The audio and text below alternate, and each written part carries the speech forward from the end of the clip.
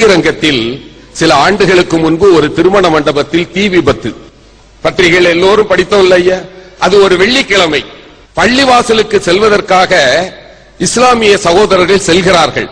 அப்போது பார்க்கிறார்கள் மண்டபம் தீப்பிடித்து எரிகிறது. தொழுகைக்காக செல்லாமல் மண்டபத்தில் ஓடி சென்று விபத்தில் சிக்கியவர்களை அவர்கள் காப்பாற்றினார்கள். மட்டுமல்ல, ஜமாத்தில் இருந்து ஆம்புலன்ஸை கொண்டு வந்து அத்தனை பேரையும் மருத்துவமனையில் சேர்த்து என்ன சொன்னார்கள் தெரியுமா?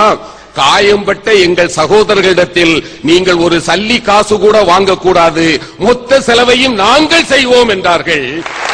அவர்களிடத்தில் பத்திரிகையாளர்கள் பேட்டி கேட்ட போது, நீங்கள் தொழுகைக்கு செல்லாமல் ஒரு நாள் தொழுகையை நீங்கள் இழந்து விட்டீர்களே என்ற போது அந்த பெரியவர்கள் என்ன சொன்னார்கள் தெரியுமா? இல்லை, நாங்கள் வெள்ளிக்கிழமை தொழுகை என்பது எங்களுக்கு மிக புனிதமானது. ஆனால் இன்றைக்கு நாங்கள் செய்த தொழுகைதான் அல்லாஹ்வுக்கே மிக பிடித்தமான தொழுகை என்று சொன்னார். இதுதாங்க சமயம் கடந்த மனிதாபிமானம் என்கிறதே.